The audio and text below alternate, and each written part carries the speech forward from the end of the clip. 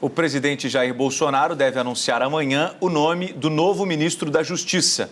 Hoje, ele reafirmou que Paulo Guedes é o responsável pela economia do país.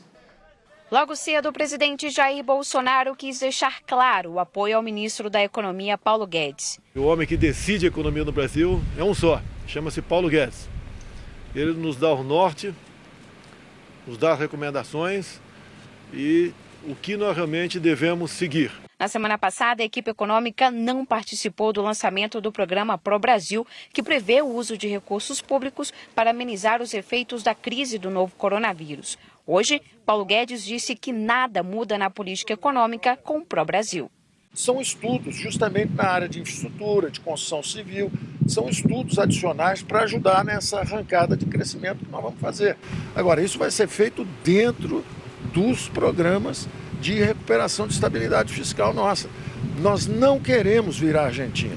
O ministro ainda pediu que os servidores públicos colaborem nesse momento de crise e não reivindiquem aumento de salário por 1 ano e meio. Precisamos também que o funcionalismo público mostre que está com o Brasil, que vai fazer um sacrifício pelo Brasil. Não vai ficar em casa trancado, com geladeira cheia, assistindo a crise, enquanto milhões de brasileiros estão perdendo emprego. À tarde, Guedes se reuniu com o presidente do Senado, Davi Alcolumbre, para tratar da ajuda financeira para estados e municípios. A declaração de Bolsonaro a favor do ministro repercutiu no mercado. A Ibovespa fechou em alta de quase 4% e o dólar teve uma ligeira queda. A semana começou também com novos anúncios da equipe econômica. Um deles é a medida provisória que diminui a burocracia para a concessão de empréstimos para empresas. A MP derruba, por exemplo, a exigência de regularidade nas obrigações eleitorais e no FGTS. A simplificação dos pedidos de crédito vale até 30 de setembro. O governo também informou que estão avançadas as negociações com a CBF e os clubes para a retomada dos campeonatos de futebol.